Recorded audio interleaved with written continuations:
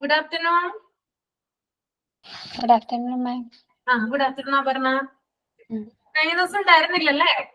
ഇല്ല, ഞാൻ കേറിയ വഴിക്ക് കറണ്ട് പോയിട്ട് നെറ്റ് ഇതായി. ഓക്കെ.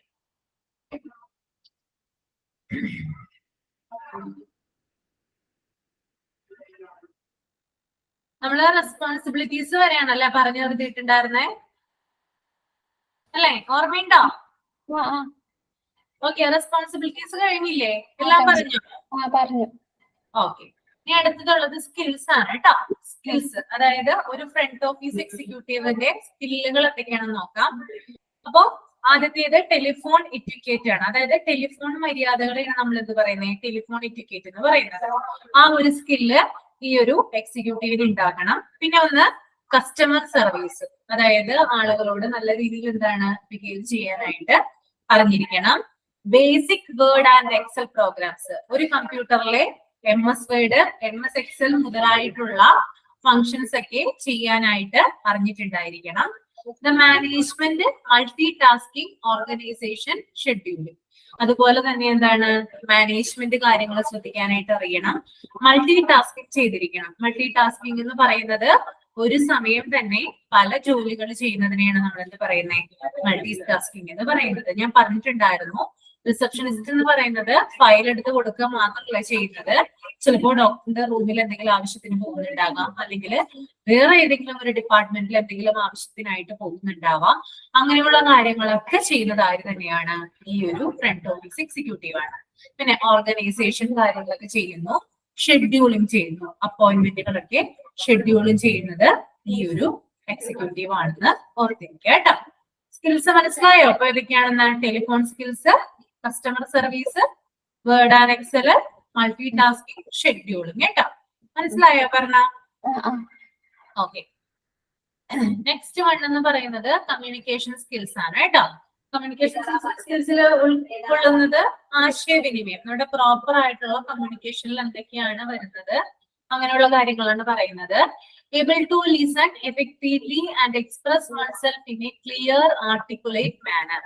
അതായത് നമ്മള് നന്നായിട്ട് എന്ത് ചെയ്യാം? ഒരാളെ ലിസൺ ചെയ്യുക. എഫക്റ്റീവ് ആയിട്ട് എന്ത് ചെയ്യണം? ഒരാളെ ലിസൺ ചെയ്യണം. പിന്നെ എന്താണ്? നല്ല രീതിയിൽ ആളുകളോട് എക്സ്പ്രസ് ചെയ്യണം അല്ലെ?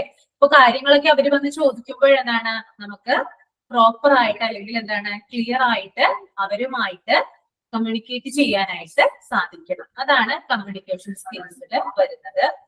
ഇനി സെക്കൻഡ് പോയിന്റ് എന്ന് പറയുന്നത് information collection and management. Okay, able to collect, organise and monitor data efficiently. അതായത് ഇപ്പോ ഡാറ്റകളൊക്കെ, അതായത് കമ്പ്യൂട്ടറിൽ നമ്മൾ ഫീഡ് ചെയ്യേണ്ട ഡാറ്റാസ് ഒക്കെ എന്ത് ചെയ്യണം? വേണ്ട വിധത്തിൽ കളക്ട് ചെയ്ത് വെക്കണം, അത് ഓർഗനൈസ് ചെയ്യണം, കൂടാതെ നല്ല രീതിയിൽ മോണിറ്ററും ചെയ്യണം. ഓക്കെ.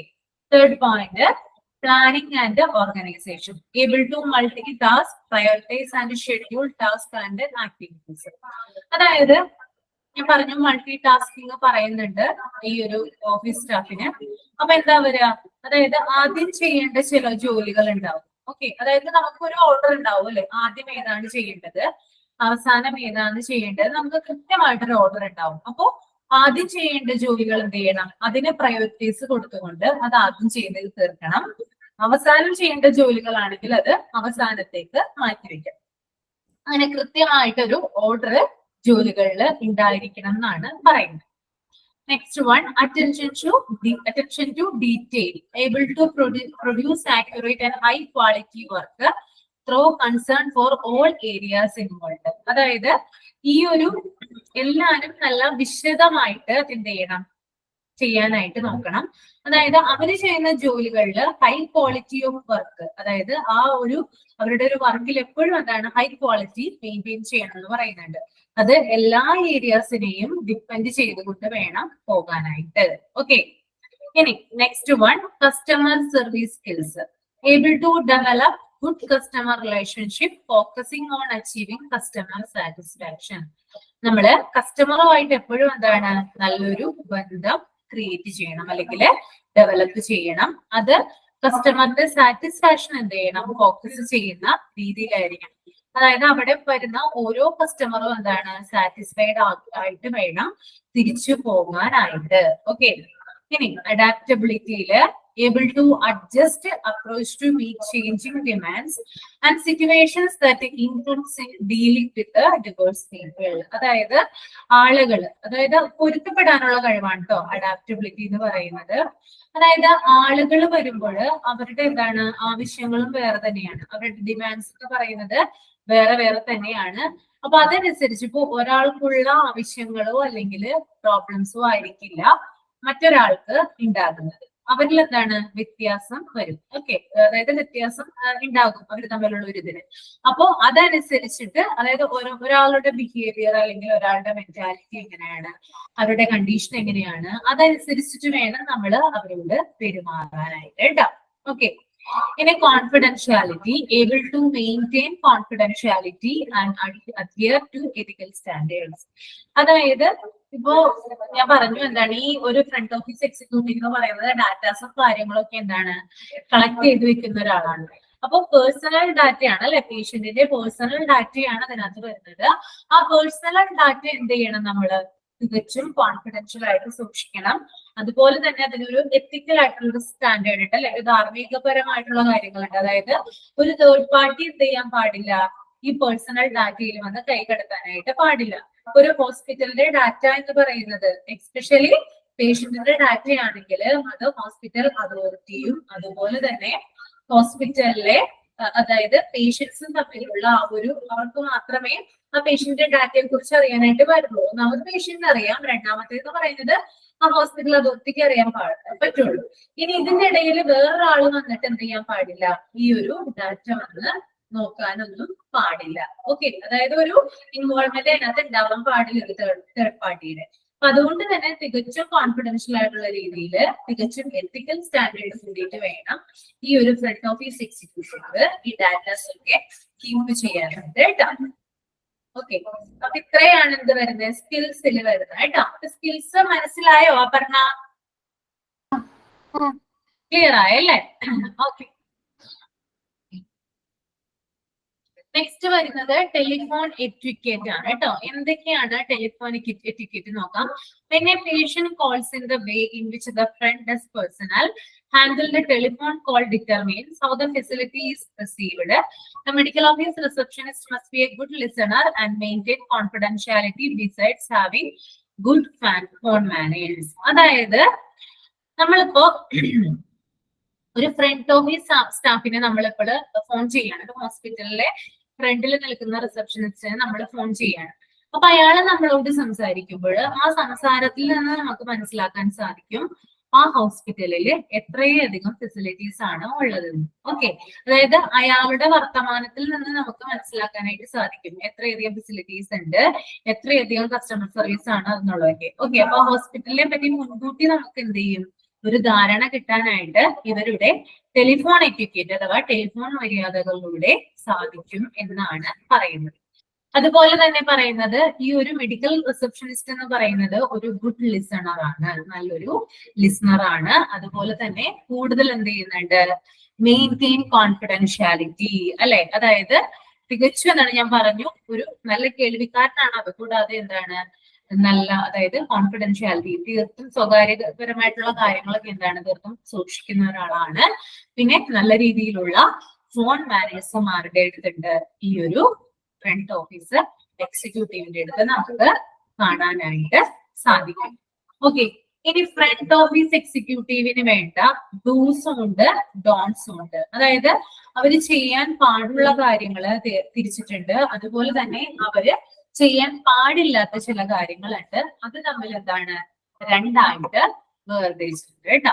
അപ്പൊ ഡൂസിൽ വരുന്നതാണ് smile and pleasant talk. Okay, നമ്മള് എപ്പോഴും ഒരു റിസപ്ഷനിസ്റ്റ് എന്ന രീതിയിൽ നമ്മൾ ജോലി ചെയ്യുവാണെങ്കിൽ നമ്മൾ ആ ഹോസ്പിറ്റലിലെ ഫ്രണ്ട് ഏരിയയിലാണ് നിൽക്കുന്നത് അല്ലെ. അപ്പൊ നമ്മൾ എപ്പോഴും എന്താണ് സ്മൈൽ അല്ലെ, നമ്മുടെ മുഖത്ത് എപ്പോഴും എന്ത് വേണം, ഒരു സ്മൈല് വേണം. അതുപോലെ തന്നെ പ്ലസന്റ് ആയിട്ട് അല്ലെ, നല്ല പ്ലസന്റ് ആയിട്ട് വേണം നമ്മള് ആളുകളോട് സംസാരിക്കാനായിട്ട്. ഓക്കെ, അതാണ് ഫസ്റ്റ്. ഇനി സ്പീക്ക് ക്ലിയർലി, അതായത് ആളുകൾ വരുമ്പോൾ അവർക്ക് മനസ്സിലാകുന്ന ലാംഗ്വേജിൽ നമ്മൾ നന്നായിട്ട് എന്ത് ചെയ്യണം, ക്ലിയർ ആയിട്ട് സംസാരിക്കണം.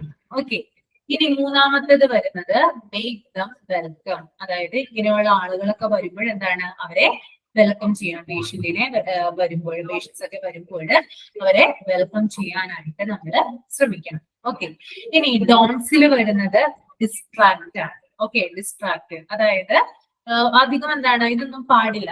അധികം ഒരു പ്രശ്നങ്ങളോ അങ്ങനെയുള്ള കാര്യങ്ങളോ, അതായത് ശ്രദ്ധിക്കാതിരിക്കുക. അതായത് നമ്മൾ എപ്പോഴും ശ്രദ്ധിക്കണം, ശ്രദ്ധ നമ്മുടെ തിരിയാനായിട്ട് പാടില്ല, ഡിസ്ട്രാക്ട് വരാനായിട്ട് പാടില്ല. ഓക്കെ, ഇനി ഷൗട്ട് ഓർ വിസ്പർ, അതായത് മന്ത്രിക്കുക അല്ലെങ്കിൽ പിറുപിറുക്കുക എന്നാണ് അർത്ഥം. അതായത് നമ്മൾ പേഷ്യൻസ് വരുമ്പോൾ അവരെ ഷൗട്ട് ചെയ്യാൻ പാടില്ല അല്ലെ. പിന്നെ അവര് വരുമ്പോൾ എന്താണ്, അവരെ കുറ്റം പറയുന്ന രീതിയിൽ മറ്റ് സ്റ്റാഫുകളോട് നമ്മളിങ്ങനെ എന്താണ് പിറുപിറുക്കില്ലേ, എന്തെങ്കിലും സ്വകാര്യമായിട്ട് പറയില്ലേ മറ്റ് പേഷ്യൻസിനെ കുറ്റപ്പെടുത്തിയിട്ട്, അങ്ങനെയുള്ള കാര്യങ്ങളൊന്നും ഇവിടെ ചെയ്യാൻ പാടില്ല, ഇവിടെ ചെയ്യാനായിട്ട് പാടില്ല.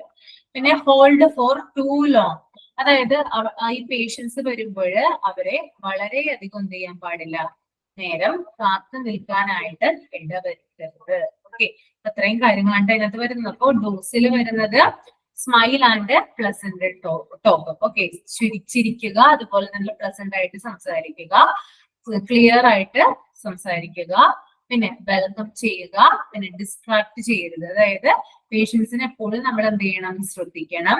പിന്നെ ഷൗട്ട് ഓർ വിസ്പർ, അതായത് എന്ത് ചെയ്യാൻ പാടില്ല, ഷൗട്ട് ചെയ്യാൻ പാടില്ല, അതുപോലെ തന്നെ പിറുപിറുക്കാനായിട്ട് പാടില്ല. പിന്നെ വളരെ നേരം ഹോൾഡ് ഫോർ ടു ലൈൻ, വളരെ നേരം നമ്മള് പേഷ്യൻസിനെ കാത്തു നിർത്താനായിട്ട് പാടില്ല. ഇത്രയും കാര്യങ്ങളാണ് ഇതിൽ വരുന്നത്, ഈ ഒരു ഇതില് വരുന്നത് കേട്ടോ. ഓക്കെ, അപ്പൊ ഈ ഒരു ചാപ്റ്റർ ഇവിടെ ക്ലോസ് ആയിട്ടോ. അപ്പൊ എനിക്ക് ഈ ചാപ്റ്ററിൽ എന്തെങ്കിലും ഒരു ഡൗട്ടോ കാര്യങ്ങളോ ഉണ്ടോ? മനസ്സിലായി അല്ലേ? വായിച്ചു നോക്കാനുണ്ട് ഇതൊക്കെ അപർണ ഉണ്ടല്ലേ?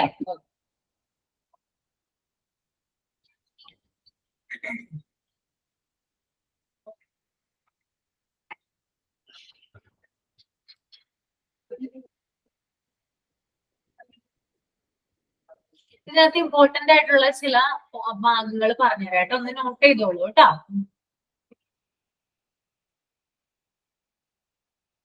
അതിനകത്ത് ഫസ്റ്റ് വൺ വരുന്നത് ഫ്രണ്ട് ഓഫീസ് എക്സിക്യൂട്ടീവിന്റെ മറ്റു പേരുകളൊക്കെ കേട്ടോ, അത് വരുന്നതാണ്.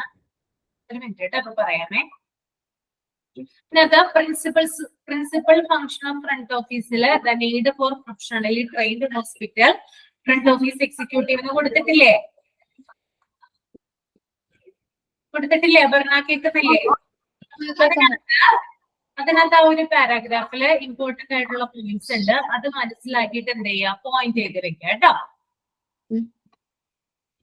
പിന്നെ അതുപോലെ തന്നെ എന്താണ് കസ്റ്റമർ എന്ന് നമ്മൾ പഠിച്ചു വെക്കണം. എന്താ customer is referred to as individuals or households that purchase goods and services generated within the economy. Okay, അതുപോലെ തന്നെ ഏത് വേർഡിൽ നിന്നാണ് ഈ കസ്റ്റമർ എന്ന് പറയുന്ന ആ ഒരു വേർഡ് ഡിറൈവ് ചെയ്ത് വന്നതെന്ന് നമ്മള് പഠിച്ചിരിക്കുക. അതുകൂടാതെ കസ്റ്റമർ സർവീസ് കേട്ടോ, എന്താണ് കസ്റ്റമർ സർവീസ് എന്ന് നമ്മള് നോക്കി വെക്കണം. ജസ്റ്റ് അധികം ഒന്നും നോക്കണ്ട, എന്താണ് കസ്റ്റമറുടെ എക്സ്പെക്ടേഷൻ, അങ്ങനെയുള്ള കാര്യങ്ങളൊക്കെ കേട്ടോ. പിന്നെ CRM എന്താണെന്ന് നമ്മള് നോക്കിയിരിക്കണം. എന്താണ് CRM അല്ലെ? CRM stands for customer relationship management. ഇനി ഹെൽത്ത് കെയർ CRM കേട്ടോ. എങ്ങനെയാണ് ഹെൽത്ത് കെയറിൽ ഒരു CRM ഇമ്പോർട്ടൻസ് വരുന്നത്, എങ്ങനെയൊക്കെയാണ് നമുക്കറിയാലേ. ഡാറ്റാസും കാര്യങ്ങളൊക്കെ എന്താണ് നമുക്ക് കളക്ട് ചെയ്ത് വെക്കാൻ, അതുകൂടാതെ പേഷ്യൻസിനായാലും വിസിറ്റേഴ്സിനായാലും ഇൻഫോർമേഷൻസ് പ്രൊവൈഡ് ചെയ്യാൻ, അങ്ങനെയുള്ള ധാരാളം കാര്യങ്ങൾ എന്ത് ചെയ്തു നമ്മൾ പറഞ്ഞിട്ടുണ്ടായിരുന്നു. അതൊക്കെ ഇമ്പോർട്ടന്റ് ആണ്. അഡ്വാൻറ്റേജ് നോക്കി വെക്കുക, ജസ്റ്റ് വായിച്ചു വെക്കുക കേട്ടോ. പിന്നെ ക്യാഷ് കളക്ഷന്റെ കാര്യം നോക്കി വെക്കുക.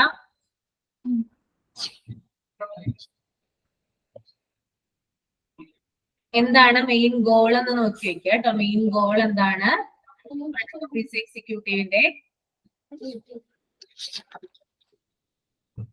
അതുകൂടാതെ ടൈമിംഗ് എങ്ങനെയാണ് വരുന്നത്, ഫ്രണ്ട് ഓഫീസ് എക്സിക്യൂട്ടീവിന്റെ ടൈമിംഗ് എങ്ങനെയാണ് വരുന്നത്. അതിന്റെ താഴെയായിട്ട് hospital front desk executive or hospital receptionist, ആ കാര്യങ്ങൾ വരുന്നുണ്ട്. അപ്പൊ അതും നോക്കി വെക്കുക കേട്ടോ.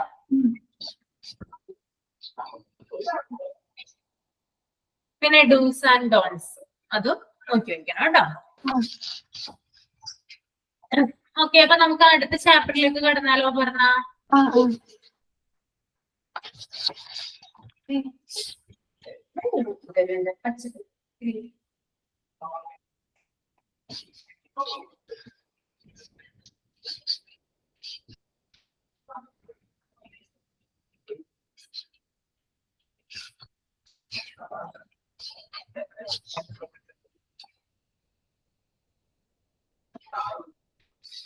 അപ്പൊ ചാപ്റ്റർ 9 ആണ് ഇൻപേഷ്യന്റ് ഡിപ്പാർട്ട്മെന്റ് കേട്ടോ. ഹെഡിങ് വായിച്ചില്ലേ? നമ്മൾ ഒരു ഡിപ്പാർട്ട്മെന്റ് പഠിച്ചു കഴിഞ്ഞിട്ടുണ്ടായിരുന്നു ഓൾറെഡി. ഏതായിരുന്നു ആ ഡിപ്പാർട്ട്മെന്റ്? ഏതായിരുന്നു? 6ാമത്തെ ചാപ്റ്റർ ഔട്ട് പേഷ്യന്റ് ഡിപ്പാർട്ട്മെന്റ്. ഓർമ്മയില്ലേ? പറഞ്ഞ ഔട്ട് പേഷ്യന്റ് ഡിപ്പാർട്ട്മെന്റ് നമ്മൾ പഠിച്ചു കഴിഞ്ഞാണ് അല്ലെ. ഇനിയുള്ളതാണ് ഇൻ പേഷ്യന്റ് ഡിപ്പാർട്ട്മെന്റ് കേട്ടോ. ഓക്കെ, അപ്പൊ ഇൻ പേഷ്യന്റ് ഡിപ്പാർട്ട്മെന്റിലേക്ക് നോക്കുകയാണ്. ആ ഒരു ചാപ്റ്റർ എങ്ങനെയാണെന്ന് നോക്കാം. അപ്പൊ ഇൻ പേഷ്യന്റ് ഡിപ്പാർട്ട്മെന്റിനെ കുറിച്ച് പറയുകയാണെങ്കിൽ ഇൻഡോർ പേഷ്യൻസ് ഡിപ്പാർട്ട്മെന്റ് അഥവാ IPD എന്നാണ് ഈ ഒരു ഡിപ്പാർട്ട്മെന്റ് അറിയപ്പെടുക. ഓക്കെ, ഇൻ പേഷ്യന്റ് ഡിപ്പാർട്ട്മെന്റ് അഥവാ അതിന്റെ ഷോർട്ട് ഫോം എന്ന് പറയുന്നത് IPD എന്നാണ്. Mentions the areas of the hospital where patients are accommodated after being admitted based on doctor's specialist assessment from the outpatient department, emergency services and ambulatory care. അതായത് ഈ indoor patients department അഥവാ IPD എന്ന് പറയുന്ന ആ ഒരു department അതെന്ന് പറയുന്നത് പേഷ്യൻസിനെ accommodate അതായത് പാർപ്പിച്ചിരിക്കുന്ന സ്ഥലത്തിനെയാണ് എന്ത് പറയുന്നത് നമ്മള് ഇൻ പേഷ്യന്റ് ഡിപ്പാർട്ട്മെന്റ് എന്ന് പറയുന്നത്. അതായത് നമ്മളിപ്പോ ഹോസ്പിറ്റലില് എന്തെങ്കിലും ഒരു കാരണവശാൽ നമ്മൾക്ക് രോഗം മൂർച്ഛിച്ചെന്നിരിക്കുക, അതായത് ക്രിട്ടിക്കൽ ആയിട്ടുള്ള അവസ്ഥയിലാണ്, അല്ലെങ്കിൽ എന്താണ് നമുക്ക് കുറച്ച് ദിവസം ഹോസ്പിറ്റലിലെ ട്രീറ്റ്മെന്റ് കൊണ്ടും എങ്കിലേ അസുഖം മാറുമെങ്കിൽ നമുക്ക് എന്ത് ചെയ്യണം, നമ്മളെ അഡ്മിറ്റ് ചെയ്യുന്ന ഏരിയ എന്ന് പറയുന്നത് ഇൻ പേഷ്യന്റ് ഡിപ്പാർട്ട്മെന്റ് ആണ്. അതായത് രോഗികൾ കിടക്കുന്ന ആ ഒരു ഏരിയയാണ് എന്ത് പറയുന്നത് ഇൻ പേഷ്യന്റ് ഡിപ്പാർട്ട്മെന്റ് എന്ന് പറയുന്നത്. അപ്പോ രോഗികളെ അക്കോമഡേറ്റ് ചെയ്യിച്ചിരിക്കുന്ന അല്ലെങ്കിൽ രോഗികളെ പാർപ്പിച്ചിരിക്കുന്ന ഒരു ഏരിയ ആണെന്ത് ഇൻ പേഷ്യന്റ് ഡിപ്പാർട്ട്മെന്റ്. അത് ആരുടെ ഇതുകൊണ്ടാണ്, അതായത് ആരാണ് ഇതിനുള്ള ഉത്തരവ് കൊടുക്കുന്നത്? അതായത് ഇപ്പോ പേഷ്യൻസിനെ നമ്മൾ ഇൻ പേഷ്യന്റ് ഡിപ്പാർട്ട്മെന്റിൽ അക്കോമഡേറ്റ് ചെയ്യണമെങ്കിൽ അത് ഒന്നുകിൽ ഡോക്ടറിന്റെ അസസ്മെന്റ് കൊണ്ടാവാം, അതായത് ഡോക്ടർ പരിശോധിച്ചതിന് ശേഷമായിരിക്കണം എന്ത് ചെയ്യുന്നേ രോഗിയെ ഇൻപേഷ്യന്റ് ഡിപ്പാർട്ട്മെന്റിൽ നമ്മൾ അക്കോമഡേറ്റ് ചെയ്യുന്നത്. അല്ലെങ്കിൽ എന്താണ് അവിടെ നിന്നാണ് പറയുന്നത് അതായത് ഔട്ട് പേഷ്യന്റ് ഡിപ്പാർട്ട്മെന്റിൽ ഇപ്പോ രോഗികളെ നമ്മളെ കൺസൾട്ട് ചെയ്യുന്നത് എവിടെ വെച്ചിട്ടാണ്? ഔട്ട് പേഷ്യന്റ് ഡിപ്പാർട്ട്മെന്റിൽ വെച്ചിട്ടാണ്. കൺസൾട്ട് ചെയ്യുമ്പോഴെന്താണ്, അതായത് മരുന്ന് കൊണ്ട് ആ രോഗം മാറുന്നില്ലെങ്കിൽ ഈ രോഗിക്ക് കുറച്ചും കൂടി നല്ല ട്രീറ്റ്മെന്റ് അല്ലെങ്കിൽ ആന്റിബയോട്ടിക്സ് ഒക്കെ എന്താണ് ഇഞ്ചെക്ട് ചെയ്യണമെങ്കിൽ ഡോക്ടർ എന്ത് ചെയ്യും, രോഗിയെ ഇൻപേഷ്യന്റ് ഡിപ്പാർട്ട്മെന്റിലേക്ക് സജസ്റ്റ് ചെയ്യും, അഡ്മിറ്റ് ആക്കാനായിട്ട് പറയും. അല്ലെങ്കിൽ emergency service and ambulatory care, അതായത് എമർജൻസി സർവീസുമായി ബന്ധപ്പെട്ട് ആരെങ്കിലും വന്നു കഴിഞ്ഞാൽ, ഇപ്പൊ നമ്മൾ ആക്സിഡന്റ് ആൻഡ് എമർജൻസി നമ്മൾ പഠിച്ചു കഴിഞ്ഞാണ് അല്ലെ. അപ്പൊ ആക്സിഡന്റ് ആൻഡ് എമർജൻസി ഡിപ്പാർട്ട്മെന്റ് നമ്മൾ പഠിച്ചു എന്താണ്, തീരെ ആക്സിഡന്റ് ആയിട്ട് വരുന്ന പേഷ്യൻസിനെയാണ് അവിടെ ട്രീറ്റ്മെന്റ് ചെയ്യുന്നത്. അവിടെ നിന്ന് പേഷ്യൻസിനെ വേണമെങ്കിൽ നമുക്ക് വാർഡിലേക്ക് അല്ലെങ്കിൽ ഇൻപേഷ്യന്റ് ഡിപ്പാർട്ട്മെന്റിലേക്ക് ഷിഫ്റ്റ് ചെയ്യാന്ന് പറഞ്ഞിട്ടുണ്ടായിരുന്നു. ഓർമ്മയില്ല പറഞ്ഞേക്ക്? ഓക്കെ, അപ്പൊ emergency service and ambulatory care, അതായത് ഇപ്പൊ ആംബുലേറ്ററി എമർജൻസി സർവീസിൽ ക്രിട്ടിക്കൽ ആയിട്ട് വന്നൊരു പേഷ്യന്റ് ആണെങ്കിൽ ഒരു 10-15 ദിവസം കഴിയുമ്പോൾ ആ ഒരു രോഗിയുടെ അവസ്ഥ നോർമൽ ആയിട്ട് മാറുവാണെങ്കിൽ എന്താണ്, ഒബ്സർവേഷൻ ആവശ്യമാണെങ്കിൽ ആ രോഗി നോർമലായി, പക്ഷെ എന്താണ് കുറച്ചും കൂടി ദിവസം രോഗിയെ നമുക്കൊന്ന് ഒബ്സർവ് ചെയ്യണം. അങ്ങനെയുള്ള ഒരു അവസ്ഥയിലാണെങ്കിൽ രോഗിയെ നമ്മൾ എന്ത് ചെയ്യും, ഇൻപേഷ്യന്റ് ഡിപ്പാർട്ട്മെന്റ് അല്ലെങ്കിൽ ഇൻപേഷ്യന്റ് ഡിപ്പാർട്ട്മെന്റിലേക്ക് നമ്മൾ ഷിഫ്റ്റ് ചെയ്യാണ് ചെയ്യുന്നത്. അപ്പൊ ഞാൻ ഒന്നുകൂടി പറയാം, ഇൻപേഷ്യന്റ് ഡിപ്പാർട്ട്മെന്റ് എന്ന് പറഞ്ഞാൽ നമ്മൾ രോഗിയെ അക്കോമഡേറ്റ് ചെയ്തിരിക്കുന്ന സ്ഥലത്തിനാണ് എന്ത് പറയുന്നത് ഇൻപേഷ്യന്റ് ഡിപ്പാർട്ട്മെന്റ് എന്ന് പറയുന്നത്. ധാരാളം രോഗികള് കിടക്കുന്ന ഒരു സ്ഥലമാണ് ഇൻപേഷ്യന്റ് ഡിപ്പാർട്ട്മെന്റ്. അവിടെ കിടക്കുന്ന രോഗികൾ എന്ന് പറയുന്നത് ഔട്ട് പേഷ്യന്റ് ഡിപ്പാർട്ട്മെന്റിൽ നിന്ന് ഡോക്ടർ അസസ്മെന്റ് ചെയ്യുന്ന രോഗികളായിരിക്കാം, അല്ലെങ്കിൽ എമർജൻസി ഡിപ്പാർട്ട്മെന്റിൽ നിന്ന് എന്താണ് രോഗം ഒന്ന് സ്റ്റേബിൾ ആയി വരുന്നിട്ടുള്ള രോഗികളെയാണ് നമ്മള് ഈ ഒരു ഡിപ്പാർട്ട്മെന്റില് സ്റ്റേ ചെയ്യിപ്പിച്ചിട്ടുള്ളത്. ക്ലിയർ ആയോ പറഞ്ഞിട്ട്? മനസ്സിലായി. Okay. An IPD is a part of a healthcare facility or hospital where patients are admitted for over 24 hours. An IPD of the hospital is generally equipped with beds, medical equipment, and 24/7 availability of doctors and nurses. അതായത് ഈ ഒരു inpatient department എന്ന് പറയുന്നത് ഇതൊരു health care facility ആണ്. അവിടെ രോഗികൾ എന്താ ചെയ്യാ, അതായത് 24 മണിക്കൂറും രോഗികളെ താമസിപ്പിച്ചിരിക്കുന്ന ഒരു ഏരിയയാണത് ഈ ഒരു ഇൻപേഷ്യന്റ് ഡിപ്പാർട്ട്മെന്റ് എന്ന് പറയുന്നത്. ഓക്കെ, ഇനി അവിടെ എന്താണ് കൂടുതലും ബെഡുകളും കാര്യങ്ങളൊക്കെ ഉണ്ടാവും അല്ലെ, ബെഡ്സ് ഉണ്ടാവും, പിന്നെ എന്താണ് എക്യുപ്മെന്റുകൾ ഉണ്ടാവും. ബെഡ് ഉണ്ടെങ്കിൽ മാത്രമല്ല പേഷ്യൻസ് നമുക്ക് അവിടെ കിടത്താനായിട്ട് സാധിക്കുള്ളൂ. അതുപോലെ തന്നെ രോഗികൾക്ക് വേണ്ടിയിട്ടുള്ള എക്യുപ്മെന്റ്സുകൾ ഉണ്ടാകും. പിന്നെ എന്താണ് 24/7 availability of doctors and nurses, അതായത് 24 മണിക്കൂറും പ്രവർത്തിച്ചു കൊണ്ടിരിക്കുന്ന, ഒരു വീക്കില് 24 മണിക്കൂറും പ്രവർത്തിച്ചു കൊണ്ടിരിക്കുന്ന ഡോക്ടേഴ്സും നഴ്സും ഈ ഒരു ഡിപ്പാർട്ട്മെന്റിൽ ഉണ്ടാകും. ഓക്കെ, അപ്പൊ 24 മണിക്കൂറാണ് ഇതിന്റെ സേവനം. അതുപോലെ തന്നെ ബെഡ്സ് ഉണ്ട്, എക്യുപ്മെന്റ്സ് ഉണ്ട്, പിന്നെ എന്താണ് 24/7 availability of doctors and nurses. Okay, ഇനി നെക്സ്റ്റ് വൺ വരുന്നത് the duration of stay will relieve on severity of the patient's illness. അതായത് ഈ IPD-യില്, അതായത് ഇൻപേഷ്യന്റ് ഡിപ്പാർട്ട്മെന്റിൽ താമസിച്ചിരിക്കുന്ന രോഗികളുടെ താമസം അല്ലെങ്കിൽ എന്താണ് അവര് ആ കിടക്കുന്ന ഒരു പീരീഡ് ഉണ്ടല്ലോ, അഡ്മിറ്റ് ആവുന്ന ആ ഒരു പീരീഡ് എന്ന് പറയുന്നത് പേഷ്യൻസിന്റെ രോഗത്തെ ആശ്രയിച്ചിരിക്കും. ഇപ്പോ ഭയങ്കര ക്രിട്ടിക്കൽ ആയിട്ടുള്ള രോഗങ്ങൾ വന്നിട്ടുള്ള ആളാണെങ്കിൽ ചിലപ്പോ എന്താണ് കൂടുതൽ നാള് പേഷ്യൻസിനെ അവിടെ താമസിപ്പിച്ചെന്ന് വരാം. ചിലപ്പോൾ 1 മാസമോ അല്ലെങ്കിൽ 2 മാസമൊക്കെ എന്താണ് പേഷ്യൻസിനെ അവിടെ സ്റ്റേ ചെയ്യിപ്പിക്കും. ഇനി സിവിയറിറ്റി കുറഞ്ഞ പേഷ്യൻസ് ആണെങ്കിൽ, അതായത് എന്താണ് അധികം പ്രശ്നങ്ങളൊന്നും ഇല്ലാത്ത പേഷ്യൻസ് ഒക്കെ ആണെങ്കിൽ പേഷ്യൻസിന് ചിലപ്പോ 5 അല്ലെങ്കിൽ 7 ദിവസവും മാത്രം എന്ത് ചെയ്യുള്ളൂ, ആ ഹോസ്പിറ്റലിൽ സ്റ്റേ ചെയ്യുന്നുള്ളൂ. അപ്പൊ ഇതിനെയാണ് എന്ത് പറയുന്ന ഒരു ഇൻപേഷ്യന്റ് ഡിപ്പാർട്ട്മെന്റിന്റെ ഒരു ബേസ് ആയിട്ടുള്ള കാര്യങ്ങളാണ് ഇത്രയും പറഞ്ഞത് കേട്ടോ. ഇന്നത്തെ എന്തെങ്കിലും ഡൗട്ട് ഉണ്ടോ പറഞ്ഞേക്ക്? മനസ്സിലായി അല്ലെ?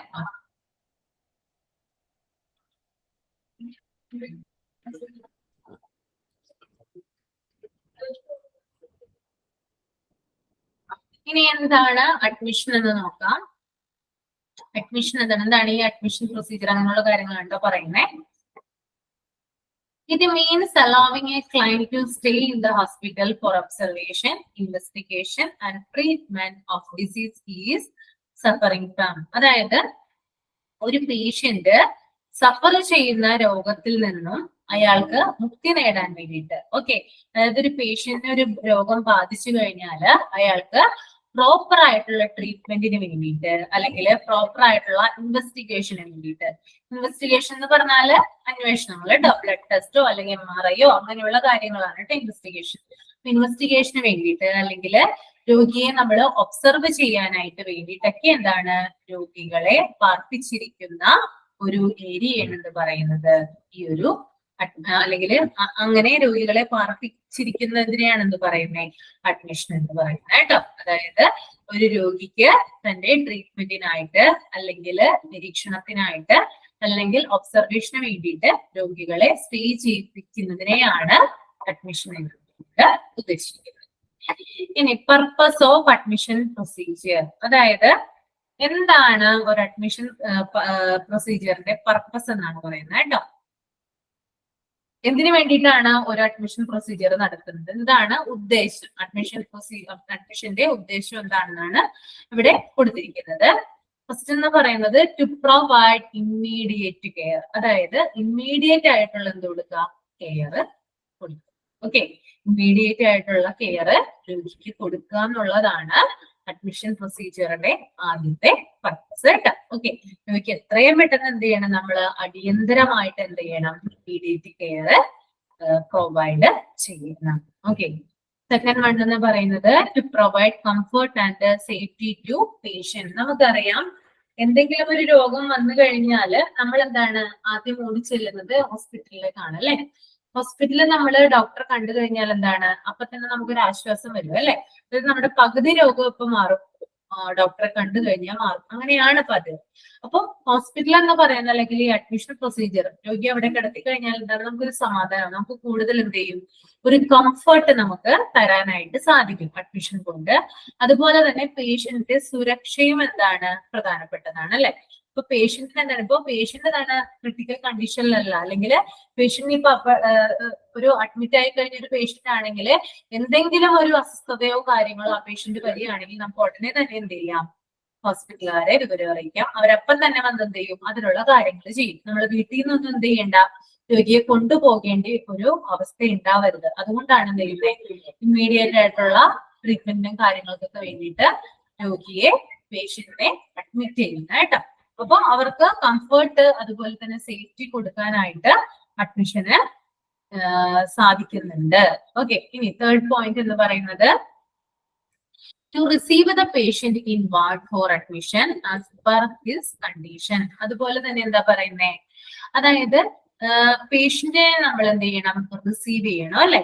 Receive the patient in ward for admission, അതായത് പേഷ്യന്റിന്റെ കണ്ടീഷൻ അനുസരിച്ചിട്ടാണ് നമ്മൾ എന്ത് ചെയ്യുന്നത്, പേഷ്യന്റിനെ റിസീവ് ചെയ്യുന്നത്. ഓക്കെ, എങ്ങനെയാണോ പേഷ്യന്റിന്റെ കണ്ടീഷൻ ഇരിക്കുന്നത് അതിനനുസരിച്ചിട്ടാണ് നമ്മൾ പേഷ്യന്റിനെ റിസീവ് ചെയ്യുന്നത്. ഇനി next point, to be ready for any emergency. പിന്നെ എന്താണ്, ഇപ്പൊ രോഗിക്ക് അല്ലെങ്കിൽ പേഷ്യന്റിന് എന്തെങ്കിലും ഒരു എമർജൻസി സിറ്റുവേഷൻ ആണ് വരുന്നതെങ്കിൽ കൂടിയും അഡ്മിറ്റ് ആയിട്ടുള്ള രോഗികളാണെങ്കിൽ പെട്ടെന്ന് നമുക്ക് എന്ത് ചെയ്യാം, രോഗിയെ നമുക്ക് ചികിത്സിക്കാനായിട്ട് സാധിക്കും. എമർജൻസി ഘട്ടങ്ങളിൽ എന്ത് ചെയ്യാൻ പറ്റും, രോഗിയെ നമുക്ക് ചികിത്സിക്കാനായിട്ട് സാധിക്കും. ഓക്കെ, ഇപ്പൊ നമ്മള് വീട്ടിൽ നിന്നൊക്കെ കൊണ്ടുപോകുന്നതൊക്കെ പറഞ്ഞാൽ ഭയങ്കര റിസ്ക് ആണ് അല്ലെ.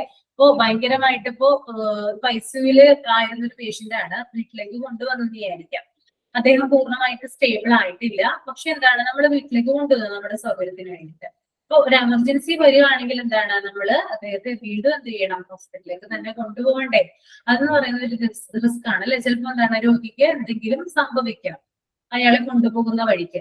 അപ്പൊ അതിലും വേഗം എന്താണ്, കുറച്ചു ദിവസം എന്താണ് രോഗി അവിടെ അഡ്മിറ്റ് ചെയ്യുന്നത് തന്നെയാണ് നല്ലത്. അപ്പൊ ഏതൊരു എമർജൻസി ഘട്ടങ്ങളിൽ പോലും നമുക്ക് എന്ത് ചെയ്യാൻ പറ്റും, രോഗിയെ നമുക്ക് പെട്ടെന്ന് ചെന്ന് നോക്കാനായിട്ട് സാധിക്കും, അഡ്മിറ്റ് ആയ പേഷ്യന്റ് ആണെങ്കിൽ കേട്ടോ. Okay, next one, to obtain information about the client so as to establish therapeutic nurse-patient relationship. അതുപോലെ തന്നെ ഇപ്പോ അഡ്മിറ്റ് ആയിട്ടുള്ള പേഷ്യന്റ് ആണെങ്കിൽ ഇപ്പോ നഴ്സ് വന്ന് ചോദിക്കുകയാണ്, എന്തെങ്കിലും ഇൻഫോർമേഷൻസും കാര്യങ്ങളൊക്കെ ചോദിക്കുകയാണെങ്കിൽ എന്താണ്, ആ ഒരു നഴ്സും അതുപോലെ തന്നെ ക്ലയന്റും തമ്മിലുള്ള റിലേഷൻഷിപ്പ് എന്താവും, നല്ല രീതിയിൽ മെയിൻറ്റെയിൻ ചെയ്ത് കൊണ്ടുപോകാനായിട്ട് സാധിക്കും. അവർ തമ്മിൽ എന്താണ്, എല്ലാ കാര്യങ്ങളും ഇപ്പൊ പേഷ്യന്റ് എന്തെങ്കിലും ഒരു പ്രോബ്ലം വന്നു കഴിഞ്ഞാൽ പേഷ്യന്റ് മടി കൂടാതെ എന്ത് ചെയ്യും, നഴ്സിനോട് എല്ലാ കാര്യങ്ങളും എന്ത് ചെയ്യും, തുറന്ന് പറയും അല്ലെ. അപ്പൊ അതും എന്താണ്, ഒരു ഇതാണ്. അതായത് അഡ്മിറ്റ് ആവുന്ന പേഷ്യന്റ് ആണെങ്കിൽ ഒരു റിലേഷൻ ഉണ്ടാവും നഴ്സും അതുപോലെ തന്നെ ഈ ഒരു പേഷ്യന്റ് തമ്മിൽ കേട്ടോ. Next, to involve patient and family in care. അതുപോലെ തന്നെ എന്താ പറയുന്നത്, അതായത് ഈ നഴ്സ് ഈ നഴ്സുമാർ എന്ത് ചെയ്യണം, പേഷ്യന്റിന്റെയും അതുകൂടാതെ ഫാമിലിയുടെയും എന്താണ്, അവരുടെ ഒരു കെയറിൽ എന്താണ്, ഇൻവോൾവ് ആവണം എന്നാണ് പറയുന്നത്. കൂടുതലും പേഷ്യൻസിന് അല്ലെങ്കിൽ അവരുടെ ഫാമിലിക്ക് എന്താണ്, കുറച്ച് കൂടുതൽ ഇമ്പോർട്ടൻസ് കൊടുക്കാനായിട്ട് നമ്മൾ ശ്രമിക്കണം. പിന്നെ to assist patient and family in care. പിന്നെ അതുപോലെ തന്നെ പേഷ്യന്റിനെ ആയാലും പേഷ്യന്റ് ഫാമിലീസിനെ ആയാലും നമ്മൾക്ക് അസിസ്റ്റ് ചെയ്യാനായിട്ട് സാധിക്കും. ഓക്കെ, അപ്പൊ ഇത്രയും കാര്യങ്ങളാണെങ്കിൽ വരുന്നേ പർപ്പസില് വരുന്നത് കേട്ടോ. ഓക്കെ, അപ്പൊ പറഞ്ഞ ജസ്റ്റ് ഒന്ന് വായിച്ചു നോക്കൂ കേട്ടോ. അത് ഇൻപേഷ്യന്റ് തുടങ്ങി പർപ്പസ് വരെ ജസ്റ്റ് ഒന്ന് വായിച്ചു നോക്കുക. എന്തെങ്കിലും ഡൗട്ട് ഉണ്ടെങ്കിൽ മോളെ ഒന്ന് ചോദിക്കാം കേട്ടോ.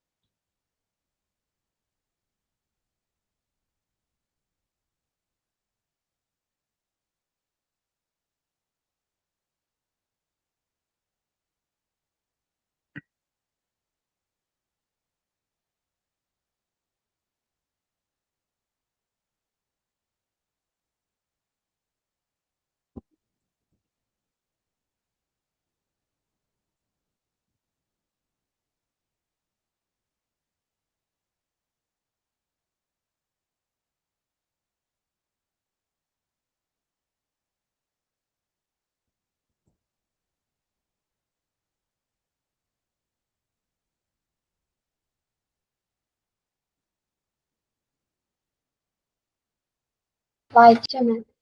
ഓക്കെ, വായിച്ചു. എന്തെങ്കിലും ഡൗട്ട് ഉണ്ടോ പറഞ്ഞിക്ക്? ഇല്ല, മനസ്സിലായി. മനസ്സിലായല്ലേ? ഓക്കെ, അപ്പൊ നമുക്ക് അടുത്തതിലോട്ട് പോവാം.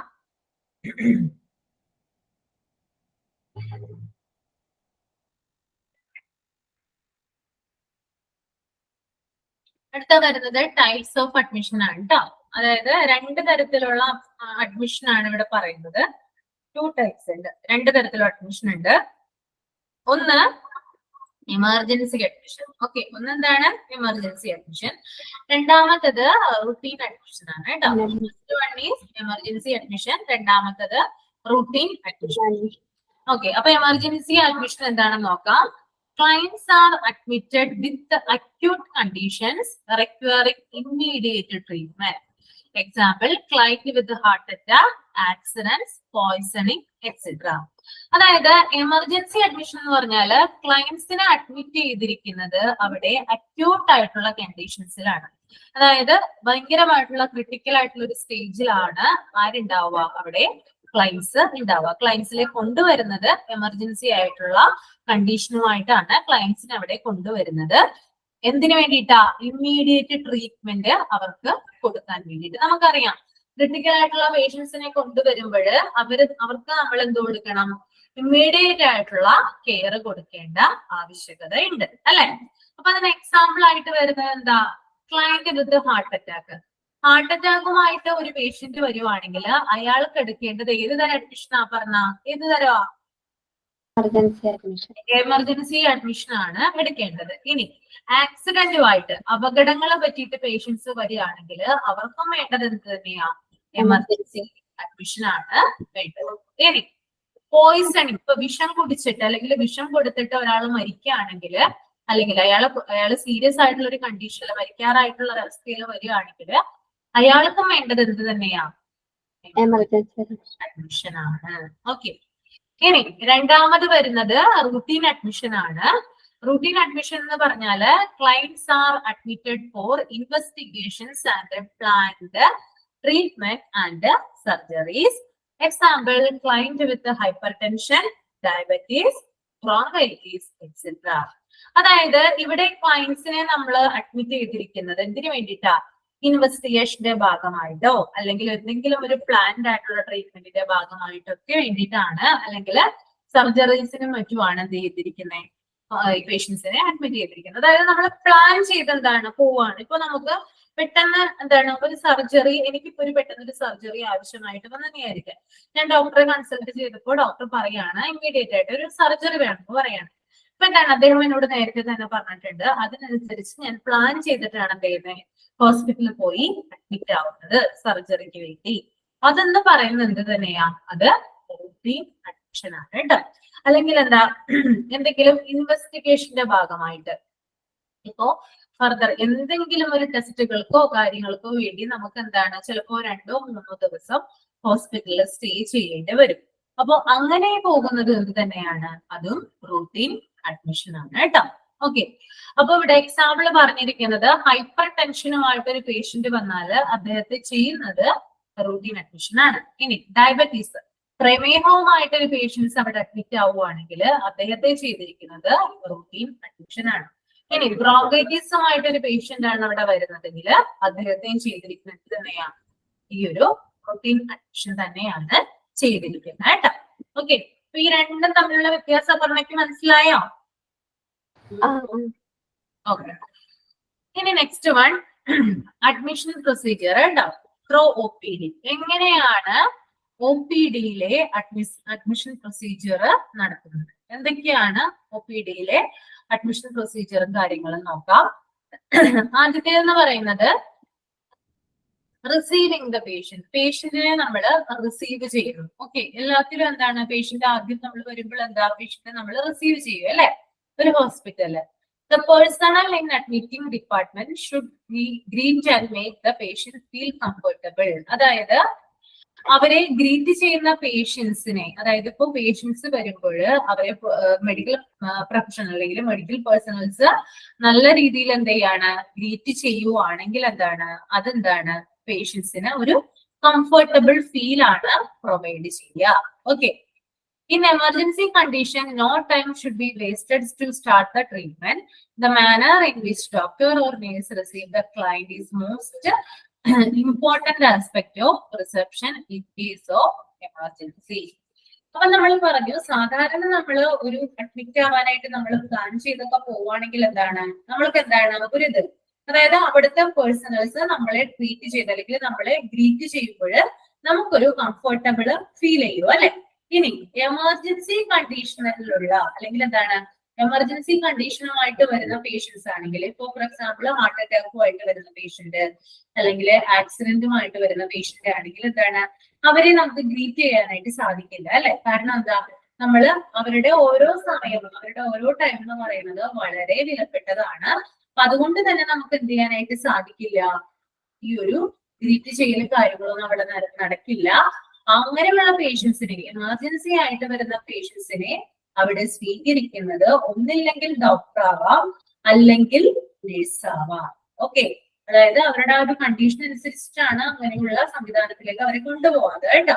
പെട്ടെന്ന് തന്നെ ഇങ്ങോട്ടാ കൊണ്ടുപോകണേ എമർജൻസിയിലേക്കാണ് പേഷ്യൻസിനെ കൊണ്ടുപോകുന്നത്. അപ്പൊ അത് ആദ്യത്തേതാണ് ആ ഒരു റിസീവിംഗ് ദ പേഷ്യന്റ് ആണ് ആദ്യം വരുന്നത് കേട്ടോ. ഇനി രണ്ടാമത് വരുന്നത് റെക്കോർഡിംഗ് ഓഫ് സോഷ്യൽ ഡാറ്റ. അതായത് ഏതൊക്കെയാണ് സോഷ്യൽ ഡാറ്റയിൽ വരുന്നത്? Clerk in record section records data essential for identification of client, social data, name, age, sex, education, address, occupation, religion, income, marital status, telephone number etcetera. അതായത് നമ്മള് എന്ത് ചെയ്യാണ്, social data record ചെയ്യാണ്. അങ്ങനെ റെക്കോർഡ് ചെയ്യുന്നതിലൂടെ എന്താണ് ക്ലർക്കാണ് എന്ത് ചെയ്യുന്നത്, ഈ ഒരു നമ്മുടെ സോഷ്യൽ ഡാറ്റയൊക്കെ റെക്കോർഡ് ചെയ്യുന്നത്. അപ്പൊ അങ്ങനെ റെക്കോർഡ് ചെയ്യുമ്പോൾ പേഷ്യൻസിന്റെ ഇമ്പോർട്ടന്റ് ആയിട്ടുള്ള ഐഡന്റിഫിക്കേഷൻസും കാര്യങ്ങളും എന്ത് ചെയ്യാണ് നമ്മള് അവിടെ ചെയ്യാണ് അല്ലെ. എല്ലാ കാര്യങ്ങളും തന്നെ പേഷ്യൻസിനെ സംബന്ധിച്ചുള്ള എല്ലാ കാര്യങ്ങളും നമ്മൾ ഗ്യാദർ ചെയ്യുന്നു. അദ്ദേഹത്തിന്റെ നെയിം, അദ്ദേഹത്തിന്റെ age, sex, education, address, occupation, religion, income, marital status, telephone number എന്നിവയുൾപ്പെടെ എല്ലാ കാര്യങ്ങളും നമ്മൾ റെക്കോർഡ് ചെയ്യുന്നുണ്ട്. ഓക്കെ, ഇതാണ് OPD-യിലൂടെയുള്ള രണ്ട് അഡ്മിഷൻ പ്രൊസീജിയർ എന്ന് പറഞ്ഞാല്. ആദ്യത്തേതെന്ന് പറയുന്നത് പേഷ്യന്റിനെ നമ്മൾ റിസീവ് ചെയ്യുന്നു. രണ്ടാമത്തേത് നമ്മൾ ഡാറ്റ റെക്കോർഡ് ചെയ്യുന്നു. Okay, next responsibilities of the admission department. എന്തൊക്കെയാണ് ഒരു അഡ്മിഷൻ ഡിപ്പാർട്ട്മെന്റിലെ റെസ്പോൺസിബിലിറ്റീസ് എന്ന് നോക്കാം. Gather patient information. പേഷ്യന്റിന്റെ ഇൻഫോർമേഷൻസ് എന്ത് ചെയ്യുക, ഗ്യാദർ ചെയ്യുക അല്ലെ. അതായത് പേഷ്യന്റിന്റെ ഇൻഫോർമേഷൻ നമ്മൾ എന്ത് ചെയ്യണം, നേടണം. ഇപ്പോ പേഷ്യന്റിന്റെ പ്രധാനപ്പെട്ട എന്താ പറയാ പേര്, അവരുടെ ഏജ്, അതുപോലെ തന്നെ സെക്സ്, അഡ്രസ്, മൊബൈൽ നമ്പർ കാര്യങ്ങളൊക്കെ എന്ത് ചെയ്യണം നമ്മള് പേഷ്യന്റിൽ നിന്ന് കളക്ട് ചെയ്യണം. അതാണ് ഉദ്ദേശിക്കുന്നത്. രണ്ടാമത്തത് പ്രിപ്പയർ മെഡിക്കൽ റെക്കോർഡ്. ഇപ്പൊ പേഷ്യന്റെ കണ്ടീഷൻ എന്താണ്, അവരുടെ മുമ്പത്തെ അവസ്ഥ എന്തായിരുന്നു, അതൊക്കെ എന്താണ്, അതൊക്കെ പേഷ്യന്റിനോട് നമ്മള് ചോദിച്ചറിഞ്ഞിട്ട് അവർക്ക് വേണ്ടിയിട്ട് എന്ത് ചെയ്യണം, നമ്മള് മെഡിക്കൽ റെക്കോർഡ് പ്രിപ്പയർ ചെയ്യണം. ഓക്കെ, ഇനി തേർഡ് പോയിന്റ് എന്ന് പറയുന്നത് പ്രിപ്പയർ പേഷ്യന്റ് ഐഡന്റിഫിക്കേഷൻ ബ്രേസ്ലെറ്റ് കേട്ടോ. ഞാൻ ഇതിന്റെ നോട്ട്സ് നാളെ കൊണ്ടുവരാം കേട്ടോ. ബ്രേസ്ലെറ്റുകൾ എങ്ങനെയൊക്കെയാണ്, ബ്രേസ്ലെറ്റ് എന്ന് പറഞ്ഞാൽ പറഞ്ഞേക്ക് മനസ്സിലായോ എന്താണെന്ന്? ബ്രേസ്ലെറ്റ് എന്ന് പറഞ്ഞാലേ നമ്മള് ഹോസ്പിറ്റലിലെ പേഷ്യൻസിന്റെ കയ്യിൽ ഒരു വള പോലത്തെ ഒരു സാധനം കാണില്ലേ, അതാണ് കേട്ടോ. ഓക്കെ, അപ്പോ ഈ അഡ്മിഷൻ ഡിപ്പാർട്ട്മെന്റ്, കാരണം അഡ്മിറ്റ് ആയിട്ടുള്ള രോഗികൾക്കാണല്ലോ നമ്മൾക്ക് ആ ബാൻഡ് കൊടുക്കുന്നത്.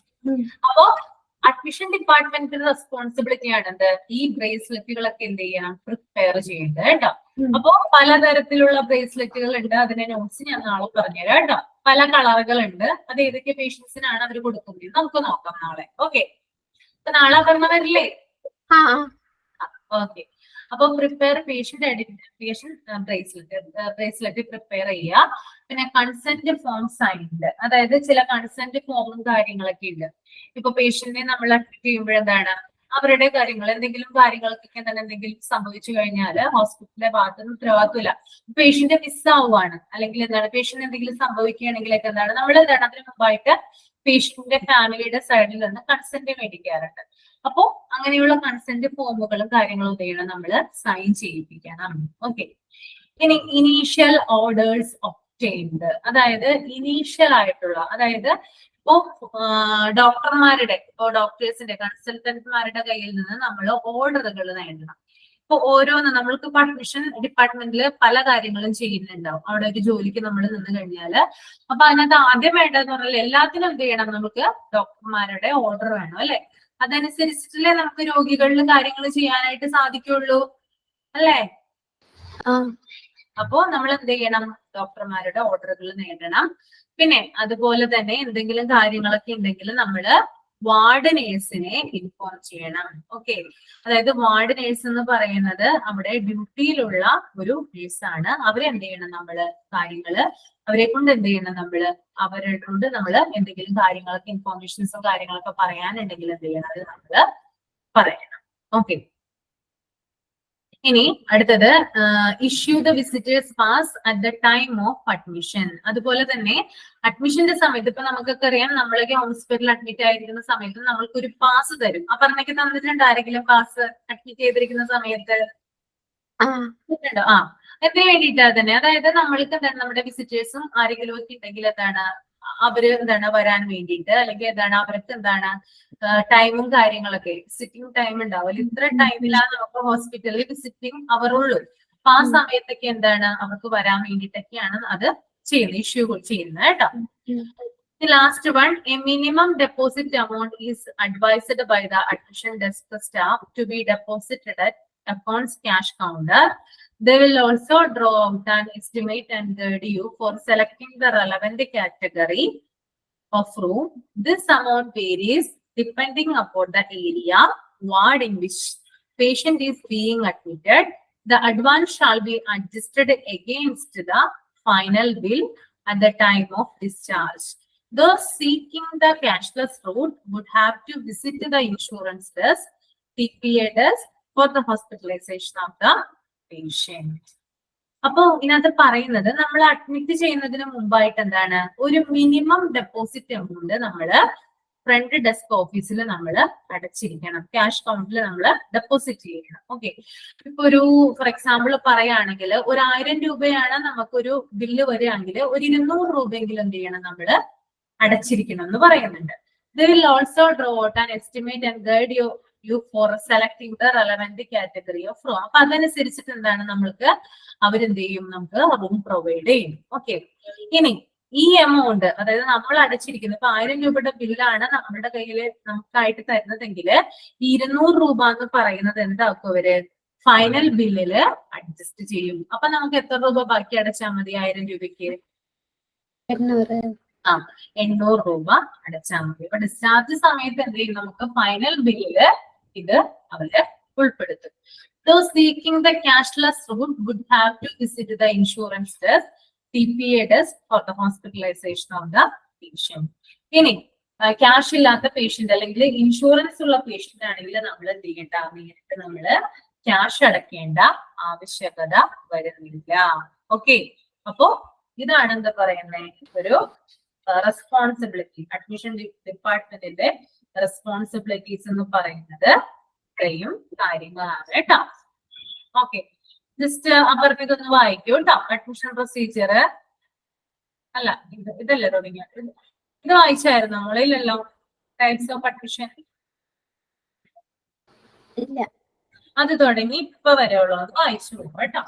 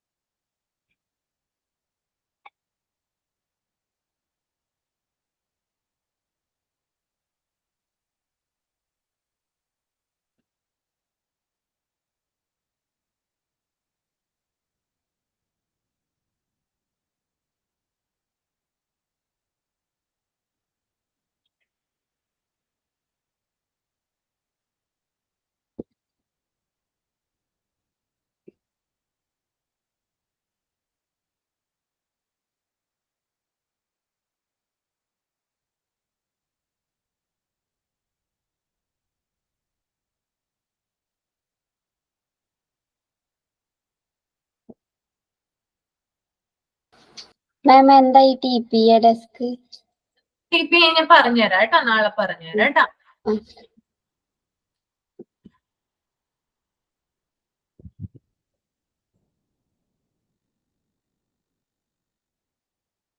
വായിച്ചു മാം. വായിച്ചല്ലേ? ഓ,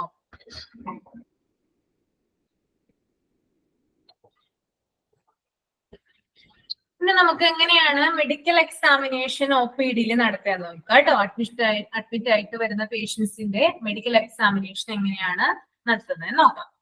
A detailed social and medical history of the patient is taken by physician and recorded. Patient's temperature, BP, pulse, respiration, etc. are recorded. ആദ്യം തന്നെ ഡോക്ടറുടെ അടുത്താണ് രോഗി വരുന്നത് അല്ലെ. രോഗി വരുമ്പോൾ രോഗി എന്ത് ചെയ്യുന്നുണ്ട്, ഡോക്ടറോട് തന്റെ ഹെൽത്ത് കണ്ടീഷനെ കുറിച്ചിട്ട് പറയുന്നു. ഡോക്ടർ അതനുസരിച്ച് അദ്ദേഹത്തെ ചെക്കപ്പ് ചെയ്യുന്നു. അദ്ദേഹം മുമ്പ് കഴിച്ചിരുന്ന മരുന്നുകളോ അല്ലെങ്കിൽ മുമ്പ് നടത്തിയിരുന്ന ചികിത്സകളെ കുറിച്ചിട്ട് ഡോക്ടർ രോഗിയോട് സംസാരിക്കുന്നു.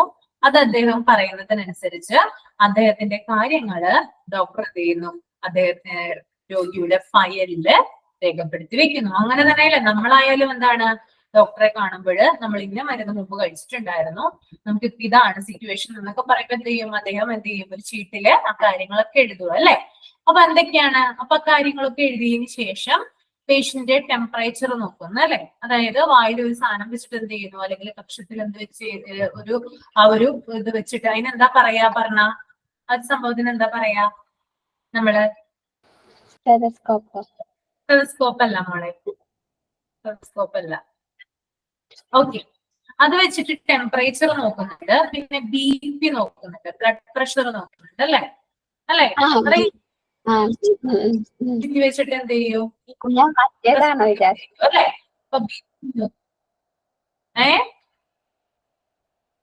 എന്താ അല്ല, കണക്ഷൻ പോകുന്നുണ്ട്, അപ്പൊ ക്ലിയർ ആയില്ല. ഞാൻ ടെലസ്കോപ്പ് ആണോന്ന് വിചാരിച്ചു. സാറല്ല നോക്കും. പിന്നെ എന്താണ് റെസ്പിറേഷൻ, നമ്മുടെ ശ്വസന നിരക്ക് കാര്യങ്ങൾ നമ്മളെ പരിശോധിച്ച് നോക്കിയിട്ട് അങ്ങനെയുള്ള കാര്യങ്ങളൊക്കെ ആ ഒരു ഫയലില് റെക്കോർഡ് ചെയ്യും. ഓക്കെ, അപ്പൊ ആദ്യത്തേത് എന്താണ് മനസ്സിലായോ പറഞ്ഞേക്ക്? നമ്മളിപ്പോ ഒരു ഡോക്ടറെ അടുത്ത് ചെന്ന് കഴിഞ്ഞാൽ എന്തൊക്കെ കാര്യങ്ങളാണ് ചെയ്യുന്നത്, അതാണ് ആദ്യത്തെ പോയിന്റിൽ പറയുന്നത് കേട്ടോ. Clear? Medical examination OPD medical OPD എന്ന് പറഞ്ഞാൽ ഔട്ട് പേഷ്യന്റ് ഡിപ്പാർട്ട്മെന്റിലാണല്ലോ ആദ്യം രോഗി വരുന്നേ.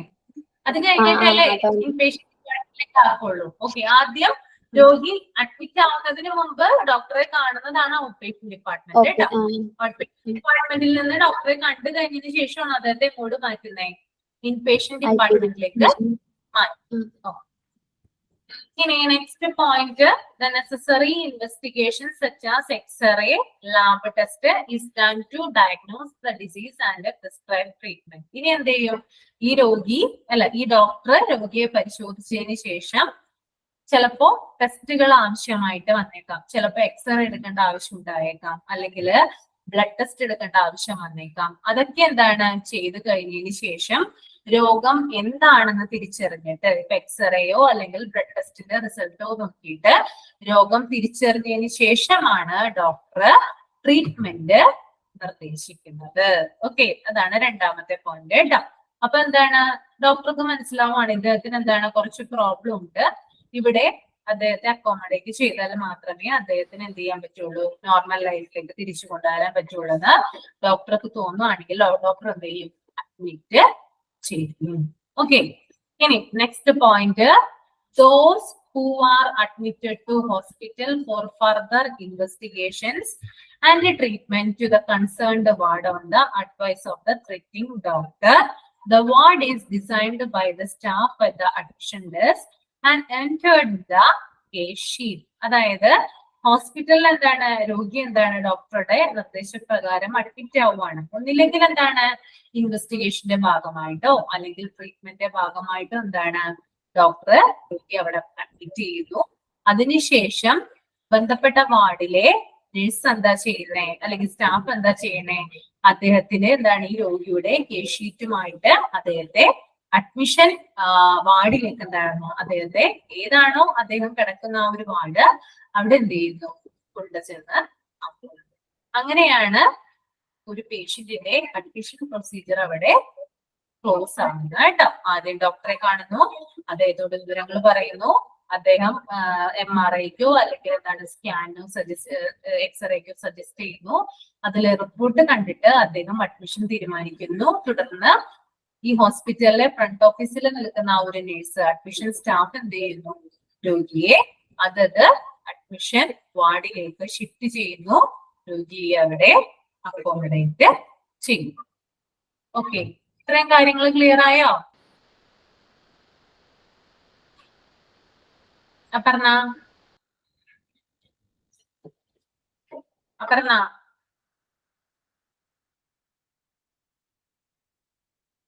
കേൾക്കുന്നില്ലേ അപർണ?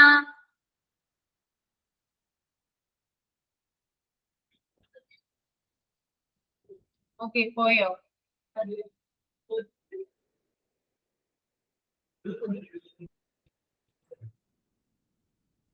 പോയോ? ഓക്കെ, മെഡിക്കൽ എക്സാമിനേഷൻ OPD ആണ് ഇപ്പൊ പറഞ്ഞ കേട്ടോ. ഓക്കെ, അപ്പൊ നമുക്ക് ക്ലാസ് ഇവിടെ വൈൻഡ് അപ്പ് ചെയ്യാണ്. ഇനി നെക്സ്റ്റ് ക്ലാസ്സിൽ കാണാം കേട്ടോ. Okay, thank you.